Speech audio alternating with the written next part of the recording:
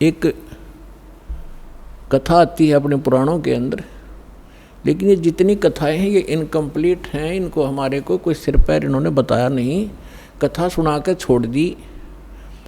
एक गरुड़ और कागभूषण की कथा आती है। एक दिन गरुड़ जी और कागभूषण जी दोनों इकट्ठे हो गए। गरुड़ भगवान विष्णु का वाहन है और कागभूषण बहुत अच्छे जो है भक्त हैं। उनका ऊपर से मुंह कौवे का है, शेष शरीर जो है बॉडी देवता जैसी है, मनुष्य दृश्य है। और गरुड़ जी की भी यही दशा है। अब एक दिन गरुड़ जी ने पूछा कि हे कागभूषण, आपके पास बैठकर मुझे बहुत शांति होती है और आप बहुत अच्छे भक्त हो, आपको ये सारी व्यवस्था कैसे प्राप्त हुई?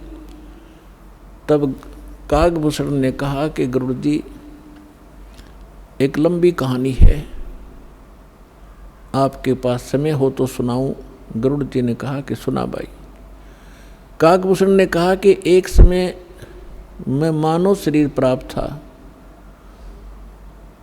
और मेरी 20 वर्ष की आयु थी, युवा था। एक भयंकर अकाल गिरा उस क्षेत्र में जहाँ हमारा परिवार रहता था। मेरा पूरा परिवार नष्ट हो गया भूख के कारण। टक्कर मार मार कर भाई बहन और माता पिता मर गए। मैं युवा था, शक्ति मेरे में ज़्यादा थी उनसे। मैं कई दिन रोज तक भूख सहन करके जीवित रहा। उस क्षेत्र को छोड़कर मैं दूसरे स्थान पर चला गया जहाँ अकाल नहीं था। वहाँ पेट भर अन्न खाया, लेकिन हृदय में एक ऐसी चोट लग गई कि ये क्या जीवन है यहाँ का। कल तक हम भाई बहन माता पिता के साथ बड़े प्यार से खेल रहे थे, रह रहे थे, एक दूसरे से बगैर एक पल भी दूर नहीं हो सकते थे। और आज ना माँ रही, ना बाप रहा, ना बहन रही, ना भाई रहे। इसने मुझे इतना तोड़ दिया कि अब कुछ सूझ नहीं रहा था। इतने में क्या सुना कि एक मंदिर से आवाज़ आई, भगवान की चर्चा हो रही थी। वहाँ गया तो मंदिर के अंदर एक शिव का पुजारी एक ब्राह्मण कथा कर रहा था। मैं पीछे बैठ गया जाकर। कथा के उपरांत सभी श्रोता चले गए, मैं वहीं बैठा रहा। ब्राह्मण ने पूछा, बेटा क्या बात है, कहाँ से आए हो, कौन हो? तब मैंने अपनी दुख भरी कहानी ब्राह्मण को बताई। पंडित बड़ा दयालु था, मुझे सीने से लगाया और कहा, बेटा यहाँ तो दुखों के पहाड़ ऐसे ही टूटते रहेंगे, आप भक्ति किया करो, भक्ति करो बेटा, भक्ति से भगवान सहारा देता है और मोक्ष हो जाता है। तेरा कुछ नहीं है तो आप यहाँ मंदिर में रहो मेरे साथ। तो वो मंदिर में रहने लगा। अब दास जो आपको स्पष्ट करना चाह रहा है कि 2 प्रकार से मानव शरीर प्राप्त होता है। एक तो टर्न वाइज, 83 लाख योनियाँ भोग कर गधे कुत्ते सुअर सब आकर के मनुष्य शरीर मिलता है। दूसरा मिलता है पुण्य कर्मों से, लगातार कई भी मनुष्य जीवन हो जाते हैं कंटिन्यू। तो कागभूषण का जो जन्म था वो टर्न वाइज था उसका, वो पिछले जन्म में मनुष्य नहीं था। वो बता रहा है कि मैं इतना दुष्ट था, 6 महीने तक मैंने उस महापुरुष की संगत की, ब्राह्मण की, और इसी कथा सुनाया करता था। और कथा सुना के यूँ कहा करता, बेटा दीक्षा ले ले, भगवान की भक्ति से मोक्ष होगा। तो मैं टाल मटोल कर जाता था, फिर देखूंगा महाराज, क्योंकि परमात्मा की वाणी माता है, तुलसी पिछले पाप से हरिचर्चा ना भावे, जैसे जबर के बेग से भूख विदा हो जाए। जैसे किसी को बुखार हो गया हो, मलेरिया हो, तो उसको चाहे मनुखा दाख, किशमिश, हलवा, पूरी, खीर, कितना स्वादिष्ट भोजन दे दीजिए, वो जीभ परखते ही कहता कड़वा कड़वा लगता है, मुझे अच्छा नहीं लगता। अब ना वो मनुखा कड़वी है, ना हलवा और खीर कड़वी है। उस बुखार ने उसकी व्यवस्था शरीर की इसी बना दी कि उसको स्वादिष्ट वस्तु भी कड़वी महसूस हो रही है। अब वो उनको नहीं खा सकता, चाहे कितनी कोशिश कर लो, जीभ रखते ही थूक देता है, उसके बस की बात नहीं। अब उसके लिए ट्रीटमेंट क्या है, उसका विकल्प क्या है कि उसने कड़वी गोली खानी पड़ेगी ना चाहते हुए भी, और फिर वो व्यवस्था ठीक होगी।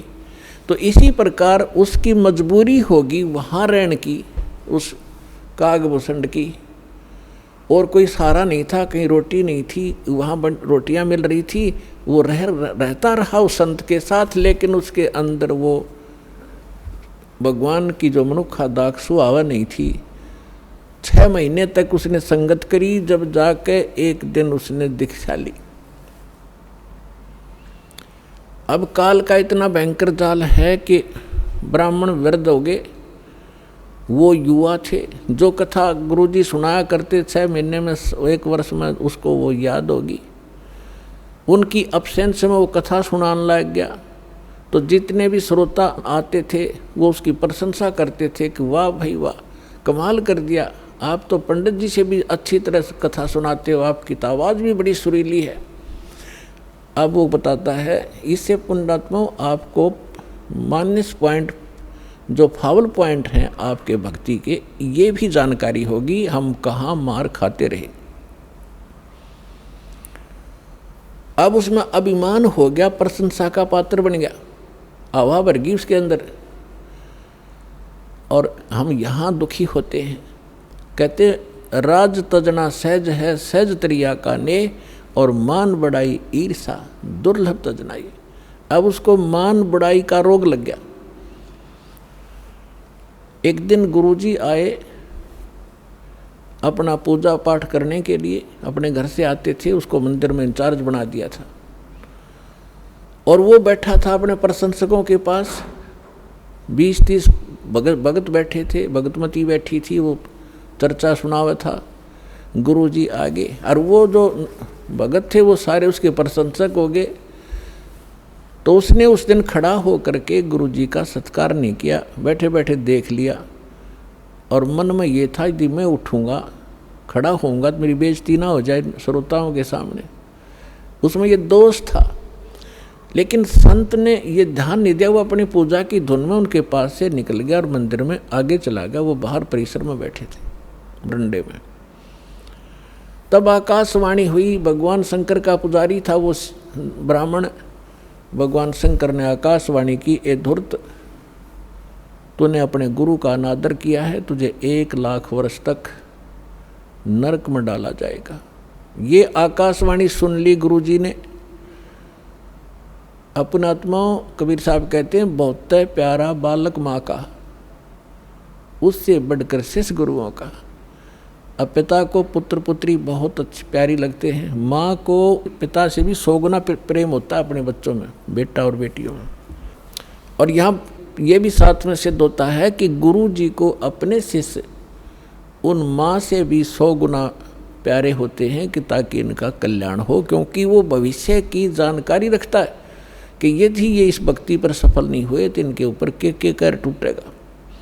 इसलिए उस भविष्य के दुख को जानकर आपको इतना प्यार देता है कि ये इस भक्ति पर जुड़े रहें, और कहीं इनका इतना मोह बनाता है कि कहीं ये डगमग ना हो जाए, इनका भविष्य नाश हो जाए, दुर्गति होगी इन बालकों की। फिर तो इस प्रकार उस संत ने आकर महात्मा ने कहा कि बेटा क्या गलती होगी, भगवान क्यों अक्षुब्ध हुए तुझसे? अरे अक्षमा याचना कर भगवान से। आप भी खड़े हो गए और उससे भी कहा, और कहा है भगवान बालक है, भूल पड़ गई होगी, आपका बच्चा है, अक्षमा करो, आप तो दयालु हो, आप तो कृपालु हो, महादेव हो। फिर आकाशवाणी की कि इसने अपने गुरु का अपमान किया है, ये मेरी बर्दाश्त से बाहर है। जब ये गुरु का आदर नहीं कर सकता तो मेरे लोक में आवेगा, यहाँ भी यो उस भस्मासुर जैसे काम करेगा। ऐसे दुष्ट को मैं कैसे एक्सेप्ट करूँगा? तो जैसा आज ये गुरु के प्रति इसका व्यवहार है, ऐसा ही मेरे प्रति होगा। पुण्यात्मा परमात्मा कहते हैं, गुरु मानुष कर जानते ते नर कहिए अंध, और होवें दुखी संसार में आग गई यम के फंद। परमात्मा आपकी ट्रायल लेता है कि ये थी इस दास के स्थान पर मैं होता तो ये सामने वाला मेरे साथ जैसा आज इसके साथ व्यवहार कर रहा है ऐसा ही मेरे साथ करता। इस प्रकार आप जी को इन सत्संगों के माध्यम से वो भक्ति नाशक पॉइंटों से भी आगाह कराया जाता है कि जिस कारण से आपकी भक्ति इन कारणों से नष्ट होती है।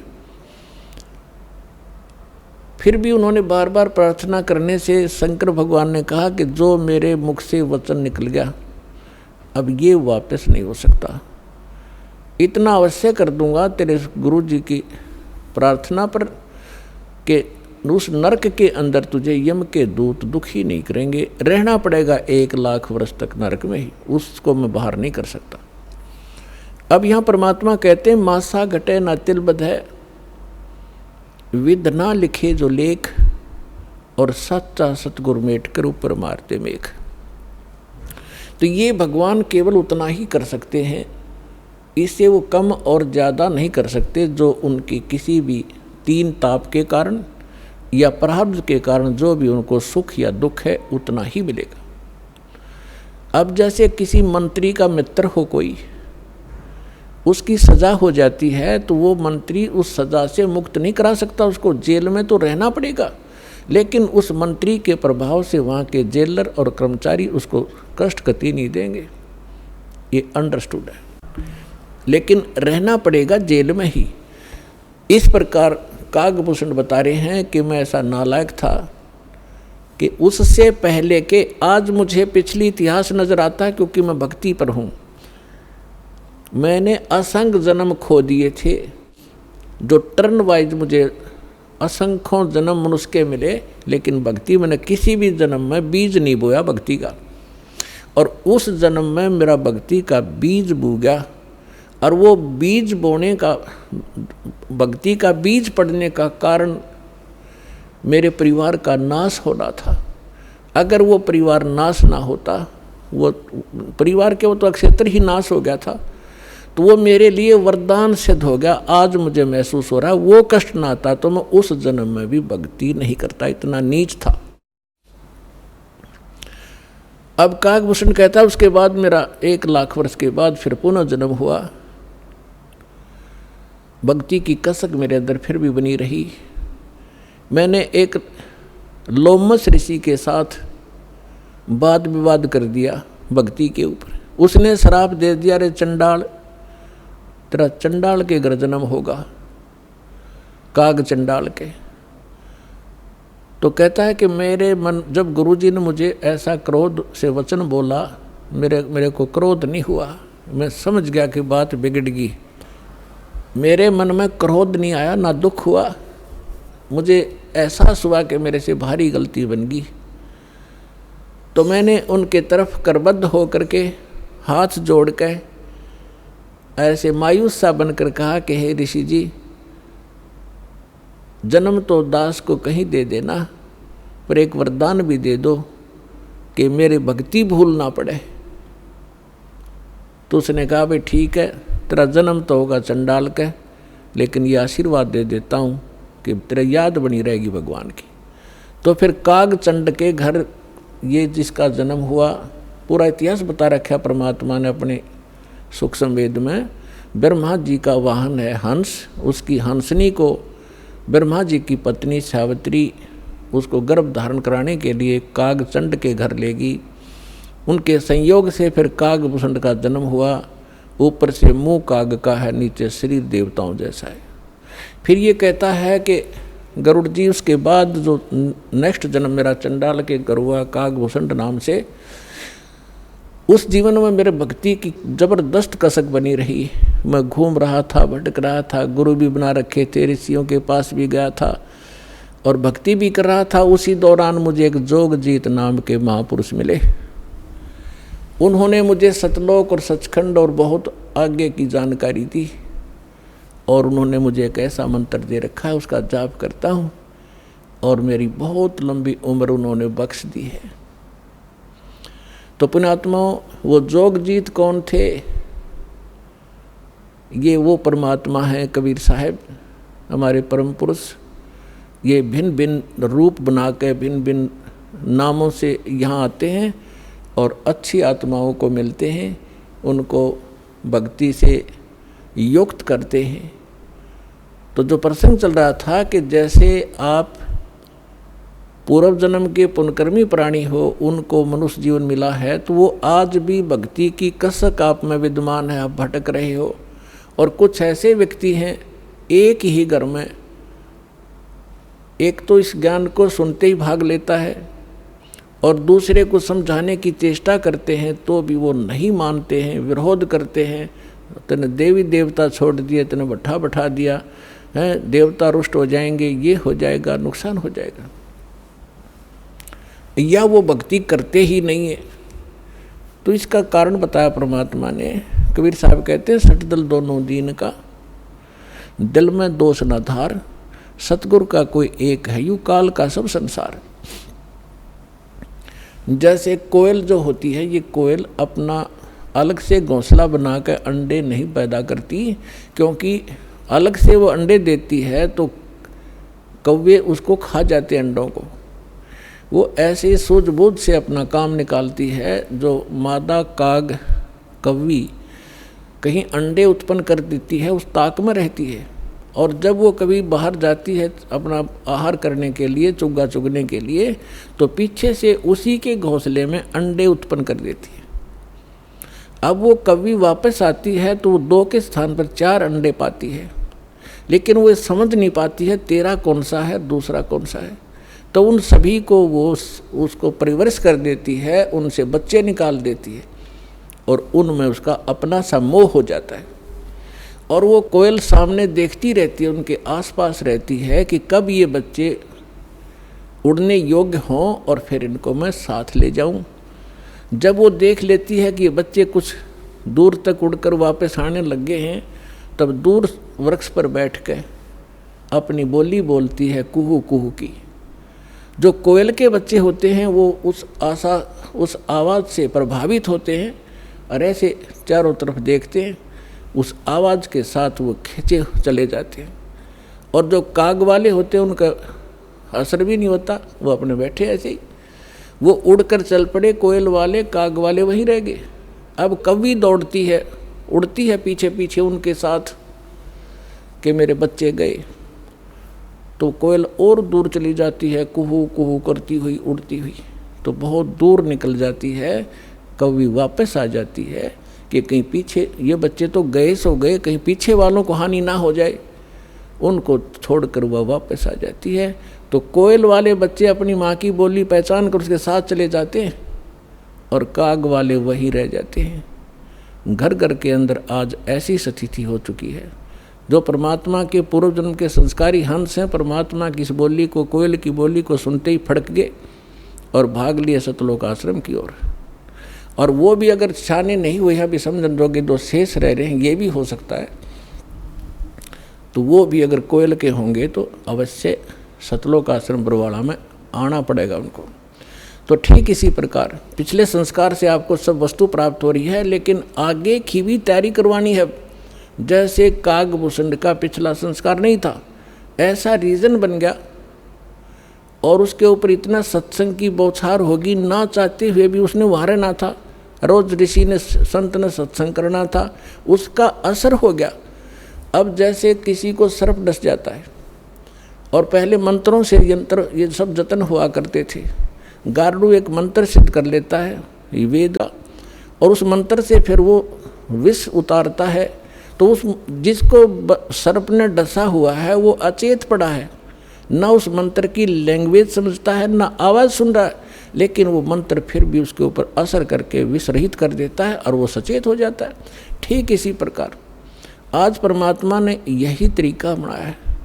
ऐसे साधन बना दिए, चिप बनवा दी, वीडियो ये DVD बनवा दी, सुबह दोपहर शाम की आरती कंपलसरी करनी पड़ेगी। अब घर के अंदर जो सदस्य नहीं भी नाम लेना चाहते और ना सुनना चाहते, वो घर से बाहर कहाँ जाएंगे। आप अपनी आरती भी कर रहे हो, आप अपना मंत्र जाप भी कर रहे हो, आप परमात्मा की वाणी सत्संग भी चला देते हो देर सवेर, तो उनके ऊपर उस कागभूषण की तरह एक दिन असर होगा, और वो भी या राम नाम की कलम उनका भी चढ़ेगी एक दिन, और उनका पार होगा, क्योंकि भगवान का वचन है। तो ये तरीका अपनाया परमात्मा ने। परमेश्वर ने बताया कि हमारी काल के साथ वार्ता हुई थी, जब परमात्मा ने कहा था कि मैं नीचे के लोकों में जाके तेरी वास्तविकता बताऊंगा सभी प्राणियों को कि तू भगवान नहीं है, तू काल है, इनको खाता है, इसलिए तो इनको जन्मता और मारता है, पैदा करवाता और मारता है। असली भगवान कोई और है, वहाँ जाने का तरीका मैं बताऊंगा, ऐसा गुप्त मंत्र मैं लेकर आया हूँ। तब काल ने पैर पकड़ दिए, बहुत ज़्यादा जो है प्रार्थना की, परमात्मा ने स्वीकार की। इसने कहा कि भगवान 3 युगों में जीव ना ले जाना, कम ले जाना थोड़े थोड़े, और चौथे युग में कलयुग में कितने ही जीव ले जाना, इतनी दया मेरे पर कर दो। परमात्मा को भी पता था कि सतयुग त्रेता द्वापर में ये जीव गणे दुखी नहीं होते, और इनकी पूर्व जन्म की बैटरी चार्ज होती है, उसी से ये सुखी होते, और ये सोच रहे होते हैं हम राम और कृष्ण की भक्ति कर रहे हैं, शायद इसी से सुखी हैं, तो इसलिए ये मेरे ज्ञान को स्वीकार नहीं कर पाएंगे। मालिक को मालूम था, तो इसलिए मालिक ने कहा था परमात्मा ने कि भाई ठीक है, चौथा युग जब कलयुग आई तब हम अपना अंश पठाई,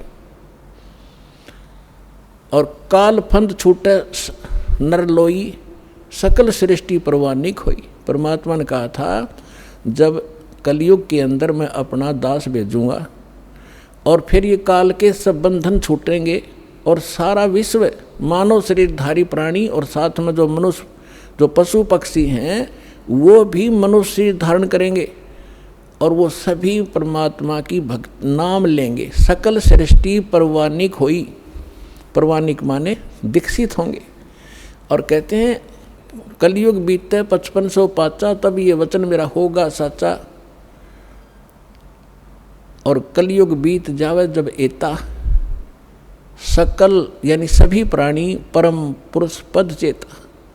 600 वर्ष पहले मालिक की वाणी में लिखा हुआ है, कबीर वाणी में, सच्चिदानंद घन ब्रह्म की वाणी में, यानी सूक्ष्म वेद में, उस तत्व ज्ञान में लिखा है, परमात्मा ने बोला था, धर्मदास जी लिखा था, उसमें कहा है कि जब चौथा युग जब कलयुग आई तब हम अपना अंश पठाई, और काल फंद छूटे नरलोई, नर नारी सभी का काल का फंद छूटेगा, जो इसने जकड़ रखा है, मूर्ख बना रखा है, बस इतना ही सीमित कर दिया, ये तेरा बेटा है या तेरी बेटी है, ये तेरी कार या तेरी कोठी है, 1 मिनट में मृत्यु हो जा, छोड़ बेटा, अब ये सब मेरी है, तू गधा बन।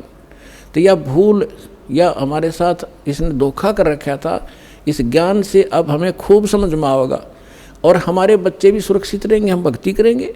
परमात्मा की शरण में आने से हमारे प्रारब्ध के जो पाप आने हैं, मृत्यु होने या काल मृत्यु या कोई अन्य अंग भंग होना है, वो नहीं होगा ही। अगर आप नियमित रहोगे, सच्चा विश्वास के साथ ही सद्भक्ति करोगे, तो वो दुख टलेंगे, आपके बच्चे आखिर तक आपके साथ रहेंगे जब तक, और वो भी मुक्त होंगे और आप भी होंगे, यदि सारे भक्ति पर लग जाओगे।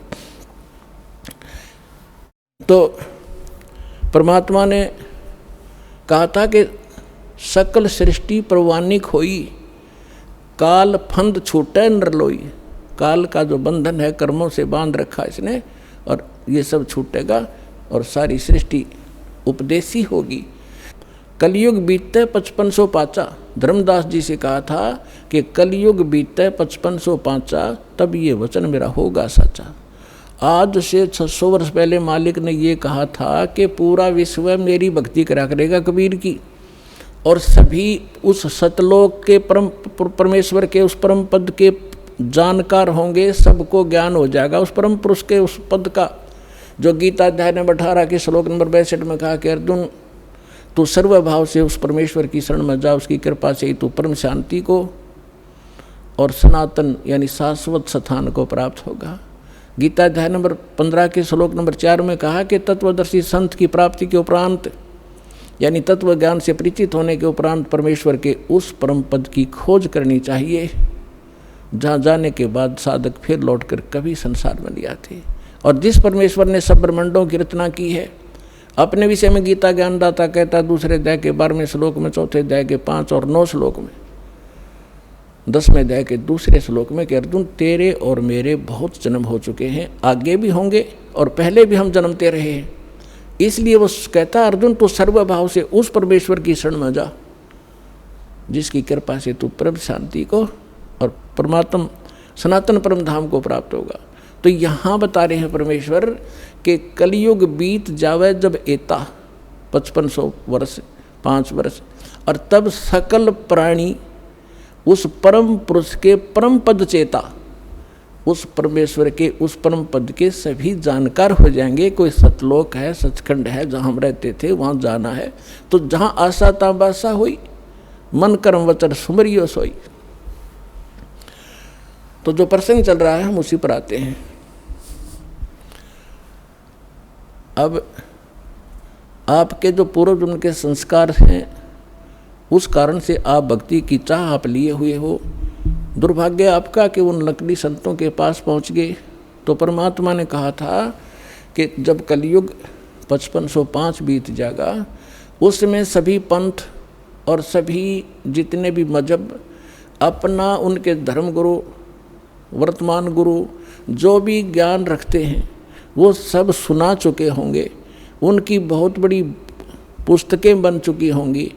उसके बाद मेरा दास जाएगा और उन्हीं सद्ग्रंथों को, जिन सद्ग्रंथों पर प्रत्येक मानव आधारित है, जो भी जिस मजहब धर्म से संबंध रखता है, उन्हीं से यथार्थ ज्ञान उनके रूबरू करेगा।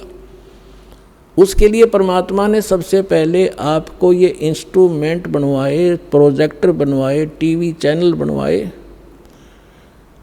दास आपको तो अब समझ में आएगी कि ये क्या हो रहा है, और आपको इतना तो ज्ञान है कि आज से 10-12 वर्ष पहले इनका नामो निशान नहीं था, और पीछे जाओगे तो कि तो सोच भी नहीं थी कि ये ऐसे इंस्ट्रूमेंट बनेंगे।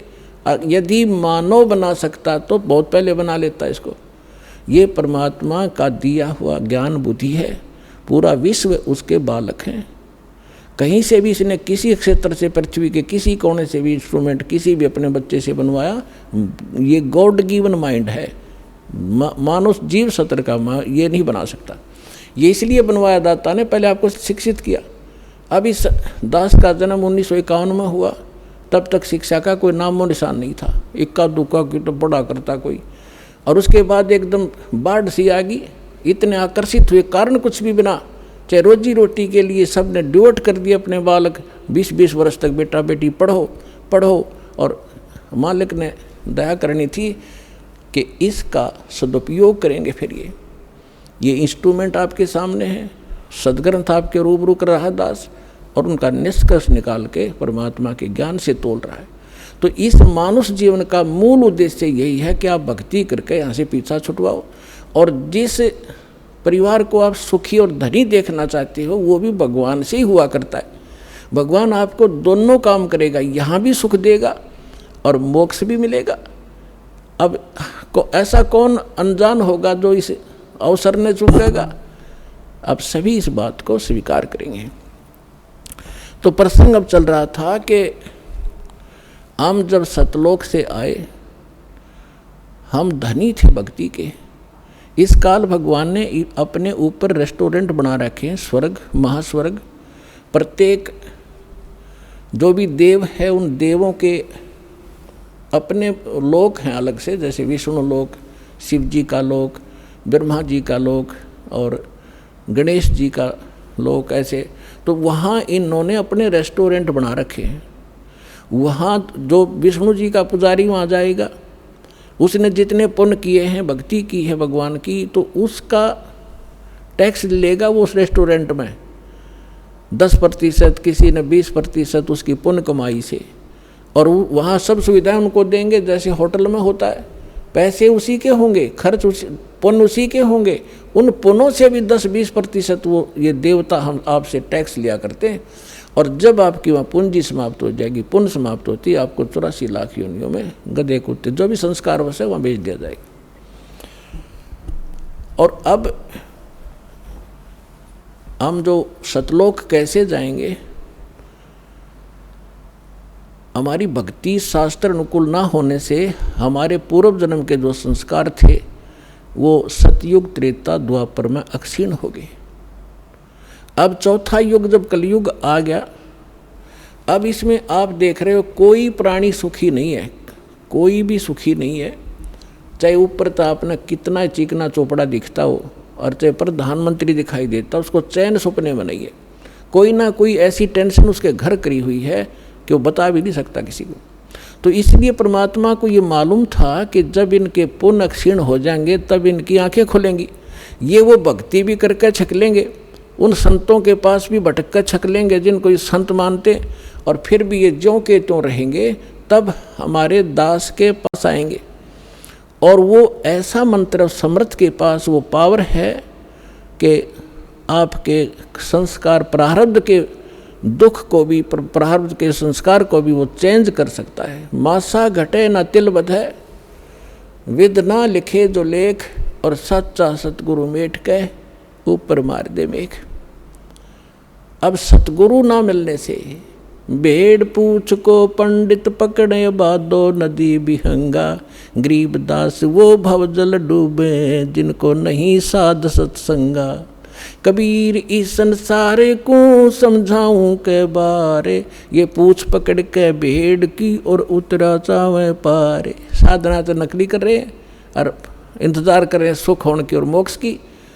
कहते हैं संशय शोक सराय में सुतक दिन राती, और जीवत जग में जूती पड़े फिर जम तोड़े छाती। सत्साधना ना करने से हमेशा आपके संशय और शोक, ये दुख सदा बने रहेंगे, और जीवत जग में जूती पड़े यहाँ नरे कष्ट भोगोगे, और फिर जम तोड़े छाती, यम के दूत आगे फिर बहुत दुखी करेंगे जो सत साधना नहीं कर रहे। तो यहाँ क्या बताते हैं परमात्मा, फिर अब जो साधना आप कर रहे थे वो शास्त्र विरुद्ध थी, और जिन भगवानों पर आप सीमित थे वो भगवान कंप्लीट नहीं थे, वो स्वयं नाशवान है, उनकी जन्म मृत्यु होती है। लेकिन सतगुरु मिलने से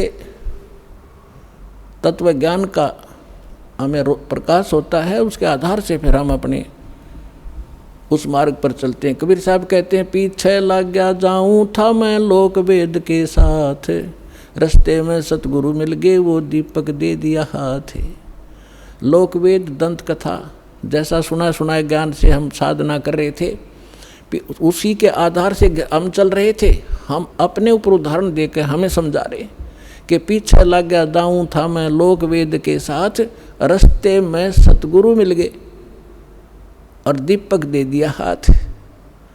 ये तत्व ज्ञान रूपी टॉर्च दे दी, लालटेन दे दी। अब इसकी रोशनी में हम गड्ढों में, बोझड़ों में, कांटों में नहीं जाएंगे, इसके प्रकाश से हम सुमार्ग पर चलकर मंजिल पर पहुंच जाएंगे। अब हम आते हैं जो आज प्रसंग शुरू किया था कि हम यहाँ किस लिए जन्मे हैं, हमारा उद्देश्य क्या है, हम क्यों जन्म मर रहे हैं। हम अपने बच्चों के लिए, अपनी संपत्ति के संग्रह करने के लिए सारा जीवन न्यौछावर कर देते हैं, और हमारे सामने या तो कोई बच्चे की मृत्यु हो जाती है या स्वयं ही हम चले जाते हैं।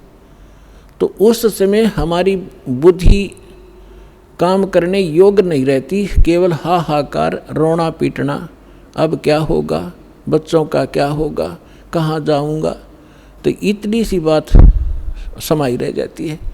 तो यहाँ परमात्मा हमें याद दिलाते हैं कि अब आपको एक विकल्प दिया जा रहा है कि आप ये साधना करो जो शास्त्र अनुकूल है, और शास्त्र अनुकूल साधना इस दास के अतिरिक्त इस विश्व में नहीं है। कुछ दिनों में बुद्धिमान हो आपके रूबरू सारा ज्ञान होगा। उन महापुरुषों का भी दास दिखाता है, साथ के साथ ये मंत्र बताते हैं, ये मंत्र बताते हैं, ये ज्ञान सुनाते हैं, और ये वास्तविक ज्ञान है, ये वास्तविक मंत्र हैं, ये हमारे सदग्रंथ प्रमाणित करते हैं। और ये उन्हीं महापुरुषों ने इन मंत्रों का जाप किया जिनको आप मोक्ष प्राप्त मानते हैं, उनके इतिहास से आपके रूबरू किया जाता है, जिससे एक इस उलझे हुए गुत्थी को समझाने के लिए एक पॉइंट के ऊपर ढेर सारे प्रमाण आपको दिखाने पड़ते हैं। जब पिछला रंग हटता है और तब जाकर ये ज्ञान ग्रहण होता है। तो जो प्रसंग चल रहा है कि जैसे कई भक्त कह देते हैं कि आपके जैसे कबीरपंथियों से हमारे भक्त मिलते हैं या राधा स्वामी वालों से, धन धन सतगुरु वालों से, ये ही ज़्यादा भगवान उस सतलोक का ठेका ले रहे हैं कबीरपंथी। और ये वो नकली कबीरपंथी, कबीरपंथी हो तो फिर तो बात खत्म हो जाती। पंथ माने मार्ग, वे जो भगवान ने रास्ता बताया कबीर साहब ने, वो कबीर पंथ है, वो कबीर के जी के द्वारा दिया गया मार्ग है, वो कहते हैं कबीरपंथी। अब जैसे यहाँ हिसार से जा रहे हैं इस सिरसा की ओर और कह रहे हैं हम दिल्ली की ओर जा रहे हैं, हमें दिल्ली जाना है, हम दिल्ली पंथी हैं, तो उनको कौन समझावे? जा रहे हो सिरसा की ओर और कह रहे हो हम दिल्ली जा रहे हैं, तो कहते हैं कबीरपंथी और जा रहे हैं काल के पंथ पर। तो वो परमात्मा वाला ज्ञान नहीं और वो सत भक्ति नहीं, तो वो कबीरपंथी नहीं है। वैसे अब इनका छाप लगी कबीरपंथ की, तो कहना पड़ा है उनको समझाने के लिए कि वो व्यक्ति हैं जो गलत साधना करें। तो ये सभी सतलोक की महिमा सुनाते हैं, और जब हमारे भक्त उनसे कहते हैं कि ऐसे ऐसे वहाँ चलो सही साधना है, सही ज्ञान है, तो वो कहते नहीं, वो तो काल के नाम देता, शुरू से ही काल के नाम देता है। काल कौन से? ब्रह्मा विष्णु महेश के, देवताओं की पूजा बताता है। पुण्यात्माओं, ये ज्ञान का टोटा है। जब ज्ञान संपूर्ण होगा तब आपको पता चलेगा कि ब्रह्मा विष्णु महेश ये अलग नहीं कर सकते हम इनको। जैसे श्रीमद् भगवद गीता अध्याय नंबर 15 के श्लोक नंबर 1 से लेकर 4 में एक विशेष विवरण है कि ये ऊपर को जड़ और नीचे को तीनों गुण रूपी शाखा वाला उल्टा लटका हुआ एक संसार रूपी वृक्ष समझ लो, और इसकी तीनों गुण रूपी शाखा है। इतना गीता ज्ञानदाता केवल इतना नॉलेज रखता है कि ऊपर ने तो जड़ समझो, और जड़ वो दृढ़ है, वो अविनाशी पोर्शन है जो मूल है इस संसार रूपी वृक्ष का, और उस मूल मालिक है जो जड़ है, सभी का धारण पोषण भी वही करता है, क्योंकि पूरे वृक्ष को, पेड़ को जड़ से ही आहार प्राप्त होता है, खुराक मिलती है। गीता अध्याय नंबर 15 के श्लोक नंबर 16 और 17 में 3 पुरुष बताए, सरपुरुष, अक्षर पुरुष, और 17वें श्लोक में कहा कि उत्तम पुरुष है तो अन्य, सरपुरुष और अक्षर पुरुष से कोई और है उत्तम पुरुष, श्रेष्ठ भगवान, और वही तीनों लोकों में प्रवेश करके सबका धारण पोषण करता है। अब इन 2 श्लोकों का लिंक अब उन प्रथम के 4 श्लोकों से है 15वें अध्याय के।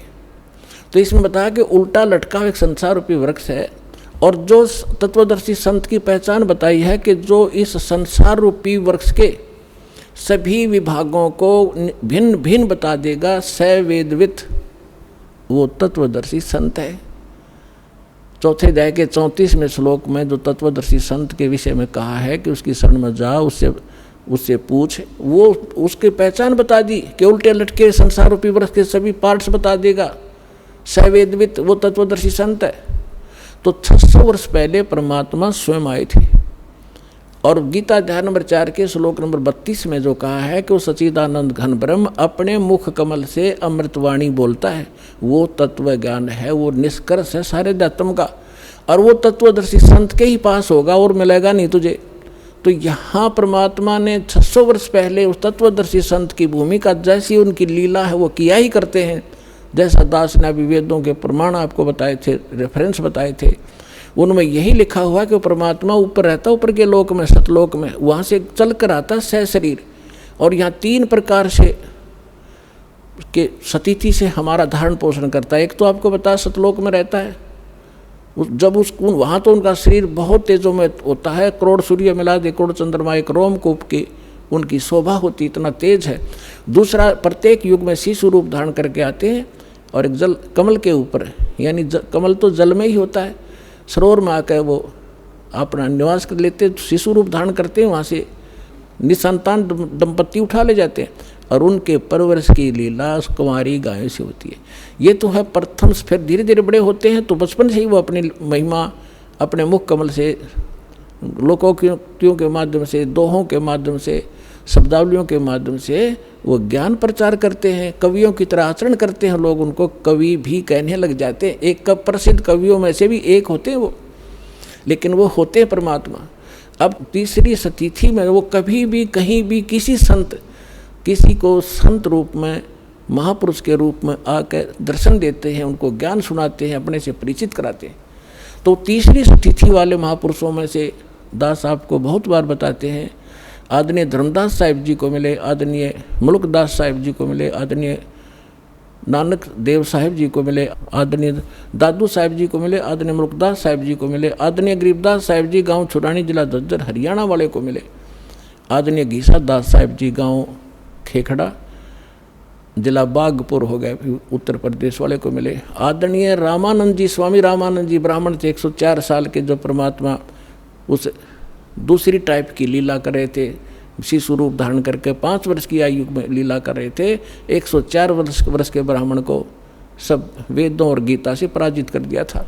तब उस महापुरुष ने परमात्मा की शरण ली थी, उनको सचखंड लेकर गए थे। इन सभी महापुरुषों को अपने से परिचित कराया था कि मैं कौन हूँ, जो तुम्हारे वेद बताते हैं मैं वही हूँ, और मैं ऊपर रहता हूँ, वहाँ से चल कर आता हूँ और यहाँ ज्ञान देता हूँ। तब उन महापुरुषों ने स्वयं देखा सचखंड में जाकर, फिर वहाँ पर छोड़ा उनको। तब रामानंद जी ने कहा था, तुम साहेब तुम संत हो, तुम सतगुरु तुम हंस, और गरीबदास तेरे रूप बिना और न तुझा अंश। तुम ही साहेब हो, तुम ही सतगुरु हो।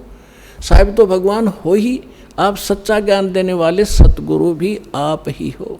और आपके अंदर एक भगत के लक्षण है। आप जैसे परमात्मा आए थे कबीर दास, हमारे लिए एक रिहर्सल करके छोड़ गए कि यहाँ बकवाद नहीं चलेगी, जितना अधीन होगे भगवान उतना निकट आपका होगा।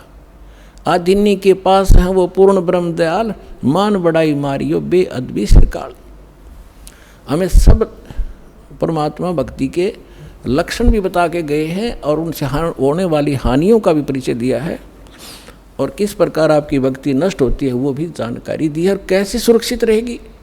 जैसे माता गर्भ को रखे यत्न बनाए, ठेस लगे तो छन होवे तेरी ऐसे भक्ति जावे। पुणात्मा, जब आपको इस भक्ति की कीमत का पता चलेगा, जैसे किसी बहन को गर्भ रहा हो माँ को, और फिर उसको पता उसको कैसे रात को भी चिंता रहती है कि कहीं मेरा बालक, मेरा बच्चा खराब ना हो जा, ऊंचे नीचे में पैर ना रखा जा, रात में करवट लेते समय भी एकदम उदड़क कर पड़ेगी कि जब बच्चे का दाब ना गिर गई हो। तब वो गर्भ रूपी लाल को वो सफल करती है। इसी प्रकार परमात्मा बताते हैं, जैसे माता गर्भ को रखे यत्न बना, और ठेस लगे तो वो खराब हो जा तेरी ऐसे भक्ति न सावे। तो इस भक्ति के अंदर आपने मर्यादा गढ़नी जरूरी है। अब परमात्मा ने आपको सद्भक्ति भी मिल गई, दास भी मिल गया, आपके अंदर भक्ति प्रवेश भी कर दी। अब उस लाल को आपने सुरक्षित रखना पड़ेगा। जरा सी लापरवाही में वो बात भक्तिहीन हो जाओगे, फिर वहीं की वहीं फिर स्टार्ट होगी नए सिरे से। तो इससे इतना डर के इस भक्ति को सफल करो। अब जो प्रसंग चल रहा है कि अब हम इसको कैसे सफल करेंगे और कैसे हमें प्राप्ति होगी परमात्मा की, ये इसमें मूल कारण है। अब हम तो कई जैसे प्रसंग चल रहा था कि हम ये कहते हैं कि आपके गुरुजी देवी देवताओं की पूजा देते, ये पूजा नहीं है इनकी। जैसे आप जी को बताया था कि जैसे पति भर्ता लड़की होती है, वो उस पूरे परिवार में अगर प्रेम से रहती है तो बहुत अच्छी भाग्यवान कहलाती है। और नो का अपने पति से किसी से ढंग से बोलूँ नहीं, किसी से बात नहीं करूँ, इससे की रोटी पाऊँगी, इससे कपड़े धोऊँगी, हैं तो वो कलह का कारण बनेगी। तो वह पति भर्ता होते हुए भी वह नकमी है।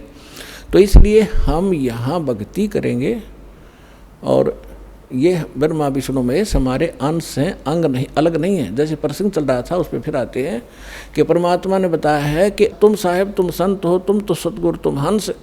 अब रामानंद जी ने कहा है कि तुम ही भगवान हो और तुम ही सतगुरु हो, सच्चा ज्ञान देने वाले। तो 600 वर्ष पहले परमात्मा ने आके बताया था। अक्षर पुरुष एक पेड़ है, यानी एक सतगुरु की भूमिका की वो भगवान तो है ही है। वेद बताते हैं वही परमात्मा आकर यहाँ सच्चा ज्ञान देता है, लोकोक्तियों के माध्यम से, दोहौलियों के माध्यम से अपना ज्ञान प्रचार करता है, जिस कारण से लोग अनजान में उनको कवि करने लग जाते हैं, लेकिन वो परमात्मा होते हैं। अक्षर पुरुष एक पेड़ है, सरपुरुष वा की डार, ज्योति निरंजन को सरपुरुष भी कहते हैं, अभी आपको पहले डिफाइन किया था। और तीनों देवा शाखा हैं भाई पात रूप संसारे, उल्टे लटके हुए संसार रूपी वृक्ष जो जमीन से बाहर दिखाई देता है उसको डिफाइन किया परमेश्वर ने कि अक्षर पुरुष तना, अक्षर पुरुष तना, उससे एक मोटी डार निकली है ज्योति निरंजन, यह सरपुरुष समझो। उस मोटी डार के फिर 3 शाखा हैं, रजगुण ब्रह्मा, सतगुण विष्णु, तमगुण शिव जी। और पात रूप, उन तीनों शाखाओं के आगे फिर हम पात हैं। अब यहाँ एक तो ये जो इनकी धारणा और सोच गलत है उसको दास क्लियर करना चाहता है कि जैसे हम कोई भक्ति रूपी पौधा बोएंगे, यानी कोई पौधा लाए आम का और उसको जड़ की तरफ से बोना चाहिए, समझदारी है गड्ढे में, और जड़ की सिंचाई करनी चाहिए। तो जड़ की सिंचाई हम करेंगे तो वो तना भी, डार भी और टहनी भी बड़ी होंगी, वो पेड़ बनेगा। और हमने क्या कर रखा है कि हमने पौधा उल्टा रोप लिया भक्ति रूपी, हमने ब्रह्मा विष्णु महेश इन शाखाओं को इष्ट मान लिया और इनको गड्ढे में डाल दिया, इनको तो गड्ढे में डाल लिया, जड़ कर दी ऊपर ने, और हम सिंचाई करने लगे इनकी। आपको एक चित्र दिखा देता हूँ, जल्दी समझ में आ जाएगी। ये देखिएगा, हमने पौधे को कैसे बीजना चाहिए था और बीज कैसे दिया। ये है संसार रूपी वृक्ष। देखिएगा, ये है ऊर्ध्व मूलम अधः शाखम, ऊपर को जड़ और नीचे को शाखा वाला ये उल्टा लटका हुआ संसार रूपी वृक्ष है। और परमात्मा ने इसकी डिफाइन किया है, अक्षर पुरुष एक पेड़ है, ये परमात्मा की वाणी है। निरंजन कहो सरपुरुष को हुआ की डार, और तीनों देवा शाखा हैं ये पात रूप संसार। ये इस जमीन से बाहर जो दिखाई देता है उसको पेड़ बोलते हैं। अक्षर पुरुष एक पेड़ है, सरपुरुष यानी ज्योति निरंजन वा की डार, और तीनों देवा शाखा हैं ये पात रूप संसार। हम यहाँ पर हैं पात रूप संसार। और वो जो तीनों लोकों में प्रवेश करके सबका धारण पोषण करता है वो है उत्तम पुरुषत्व अन्य। ये है जड़ मूल सबका मालिक, यहाँ से हम सबको आहार मिलता है। यानी इस सरपुरुष अक्षर पुरुष और ब्रह्मा विष्णु महेश तक का पालक यही है, लेकिन थ्रो प्रॉपर चैनल हम तक पहुँचता है। अब जैसे श्रीमद् भगवद गीता अध्याय नंबर 3 के श्लोक नंबर 10 से लेकर 15 तक विशेष विवरण है कि जब ब्रह्मा जी प्रजापिता ने सबसे पहले सृष्टि रचकर उनको संदेश दिया था कि तुम अपने यज्ञ अनुष्ठान करो और उसके द्वारा देवताओं को बढ़ाओ, शास्त्र अनुकूल साधना करो और उनसे देवताओं को बढ़ाओ, और बड़े हुए देवता तुम्हारे को बिना मांगे ही इच्छित भोग दिया करेंगे, और जो अपने संस्कार प्रारब्ध में मिले हुए से और उसमें से कुछ दान धर्म पुण्य नहीं करता वो तो चोर है भगवान का। फिर 14वें 15वें श्लोक में स्पष्ट किया है कि उस परमात्मा को जो सबका धारण पोषण जो परम अक्षर पुरुष है उसको इष्ट रूप में मान के सभी धार्मिक अनुष्ठानों को करना चाहिए, जिससे आपको सभी लाभ प्राप्त होंगे। तो हम पूर्ण परमात्मा को इष्ट मानकर जड़ की पूजा करवाते हैं, और इन ब्रह्मा विष्णु महेश को अपने आप ही वो हमारे संस्कार शुभ बनकर इनके पास पहुंच जाते हैं। अब जैसे ये तो आपने पेड़ देखा, अब हम पौधा दिखाते हैं। कई कहते हैं कि रामपाल तो हमारे देवताओं को छुड़वाता इसलिए हम वो साधना नहीं करें। ये तो बालक हैं, बालक वाला ज्ञान वाला व्यक्ति ऐसी ही भाषा बोला करता है। जब उनको ज्ञान होगा तो पता चलेगा कि दास ना देवता छुड़वाता, आपको उन देवताओं को ढंग से पूजने की तरीका बताता हूँ साधना का, जिससे आपको लाभ मिलेगा, आपका जीवन सफल होगा। अब देखिएगा, आप कोई पौधा लाए तो उसको ये ऐसे बीजना चाहिए, और आम व्यक्ति इसको स्वीकार करेगा। सीधा बीजा हुआ भक्ति रूपी पौधा। अब ये मूल है, पूर्ण परमात्मा अक्षर पुरुष जड़ है। इसको गमले में या गड्ढे में लगाया और सिंचाई की, सत भक्ति की, तो इस जड़ से फिर ये सभी देवता, ये तीनों देवा शाखा, ये बड़े हुए, पेड़ बन गया। पेड़ बनकर फिर फल इनका लगेगा 10 में ब्रह्मा विष्णु महेश को। अब इतना अनजान कौन होगा? वो मूर्ख ही होगा जो यूं कह है कि माली जड़ की पूजा करता है और टहनियों को तोड़ के फेंकवा दे, फिर उस पूजा का फायदा क्या होगा? टहनियों के ही तो फल लगेंगे। ये ब्रह्मा विष्णु महेश ही आपके शुभ संस्कार अशुभ संस्कार जैसे भी होंगे यही देंगे आपको, ये कंट्रोलर है यहाँ के। और जब हम शास्त्र अनुकूल साधना करेंगे तुम्हारे सारे शुभ ही शुभ होंगे और वो जाएंगे इनके पास, ये फिर आपको देंगे। जैसे जड़ की पूजा की ये एग्जाम्पल है, ये उदाहरण है कि जड़ की पूजा करने से वो टहनियों के फल लगेंगे और वो फल अपने आप लगेंगे, वो टहनियों के बस की नहीं। यानी आपके शुभ संस्कार होंगे तो ब्रह्मा विष्णु महेश आपको देंगे ही देंगे, चाहे आप कितना बैठे हो, चाहे जंगल में बैठे हो वहाँ भी जाकर देंगे आपको। यही इनका कर्तव्य बना है। अब आप कैसे कर रहे हो और दास क्या करवाना चाहता है ये देखिएगा। आप ऐसे कर रहे हो, आपने क्या किया है? भक्ति रूपी पौधा यानी साधना शास्त्र विरुद्ध कर रखी है। आप ब्रह्मा विष्णु महेश को इष्ट मान लिया और इसको गमले में लगा दिया टहनियों को, और इसकी इनकी पूजा शुरू कर दी, जड़ छोड़ दी। ये भक्ति रूपी पौधा आपका सूख गया, जिस कारण से आपको कोई लाभ आध्यात्मिक प्राप्त नहीं हो रहा। दास कहता आप इसको ऐसे कर लो, बस ये ब्रह्मा विष्णु महेश है, इनका फल लगेंगे इन टहनियों के, और बिना मांगे ही आपको फिर ये फल दिया करेंगे जब आप इस मूल की पूजा करोगे। एक कैसा दे सब सद है, एक कैसा दे सब सद है, और सब सद सब जावे, माली सिंचे मूल को हो, फल फूल ए गए। इतनी सी बात है, और ये हमारा शास्त्र अनुकूल ज्ञान है और शास्त्र अनुकूल साधना है। प्राप्त करो और अपना कल्याण कराओ।